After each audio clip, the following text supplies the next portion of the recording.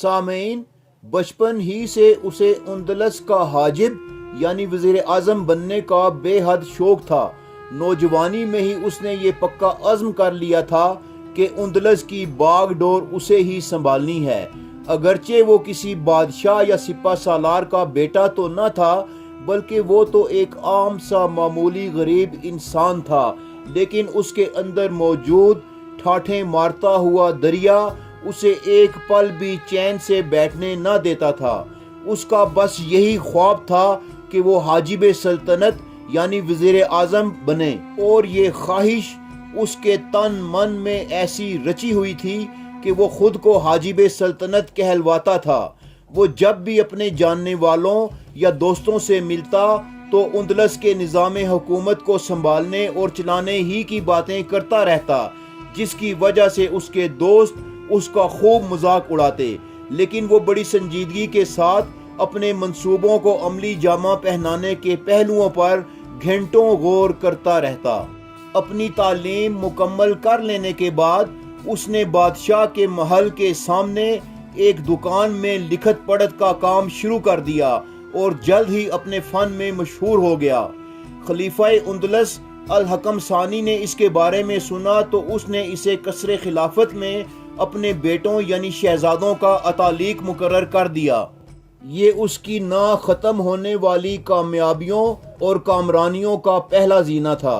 फिर इसके बाद वो कामयाबियों के जीने चढ़ता ही चला गया, हत्ता के आखिरी जीने तक जा पहुंचा और फिर दरख्शंदा और ताबिंदा अदम की सरहदों से जा मिला।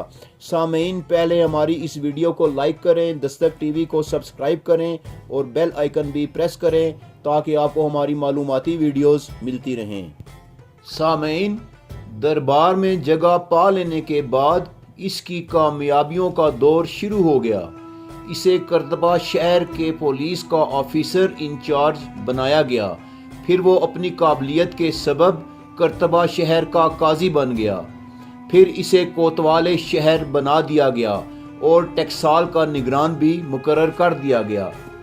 खलीफा अल हकम सानी की वफ़ात के बाद इसने खलीफा के छोटे बेटे हशाम सानी को, जिसकी उम्र उस वक्त 12 साल थी, खलीफा बनवाने में नुमायां किरदार अदा किया। चुनांचे हशाम सानी के खलीफा बन जाने के बाद इसको शरीक वजीर आजम का ओहदा दिया गया। फिर ये एक लश्कर लेकर स्पेन के शुमाल में मौजूद सलेबी बागी रियासतों पर हमला आवर हुआ और इन्हें पै दर पै शिकस्तें दी। फिर जब इस कामयाब मुहिम से ये लौटा तो इसे मुल्क का मुकम्मल वजीर आजम बना दिया गया।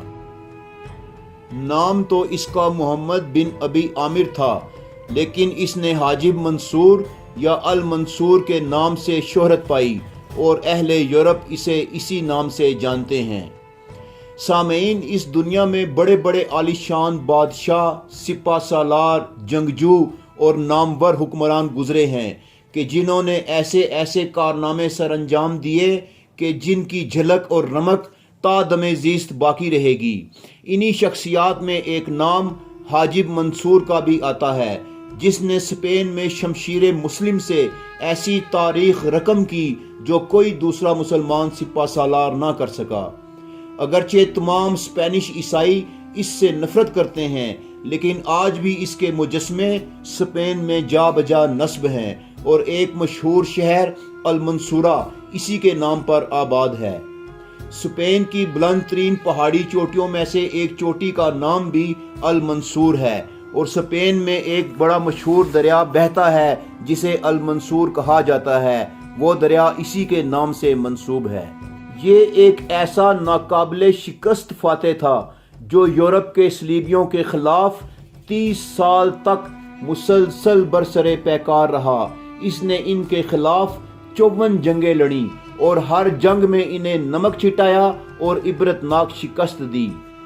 सामीन, जब अल मंसूर ने देखा कि कसरे शाही में कोई काबिल किरदार ऐसा नजर नहीं आता जिसे खलीफा बनाया जा सके, तो उसने हशाम सानी को महल की चार दीवारी में मुक़य्यद करके इसे इसकी सारी अय्याशियों के सामान मुहैया किए और ख़ुद स्पेन के तमाम मामलाते हुकूमत संभाले। इन्होंने अपने लिए المنصور کا لقب اختیار کیا۔ انہوں نے شمالی صلیبی ریاستوں کو پے در پے شکستیں دیں، ان سے دوبارہ خراج وصول کیا اور انہیں اپنا اطاعت گزار بنایا۔ یہ آخری دم تک جہاد میں مصروف رہے۔ انہوں نے بڑی بڑی عیسائی ریاستوں روم اور فرانس کو بھی عبرتناک شکستوں سے دوچار کیا۔ ان کے ڈر سے تمام یورپی ریاستوں نے انہیں خراج دینا شروع کر دیا۔ ان کی بے مثال فتوحات کے پیش نظر انہیں المنصور اعظم کہا جانے لگا۔ سامعین، المنصور جنگ سے واپسی کے بعد اپنے جنگی لباس پر لگی گرد اور دھول ایک بوتل میں جمع کرتے رہے اور آخر وقت میں اپنے بیٹے کو وصیت کی کہ ان کی وفات کے بعد یہ گرد ان کے کفن پر چھڑک دی جائے کہ یہی ان کی زندگی کا سرمایہ ہے۔ وہ اکثر اللہ تعالیٰ سے دعا کرتے تھے کہ انہیں موت جہاد کے دوران آئے، نہ کہ محل کے بستر پر۔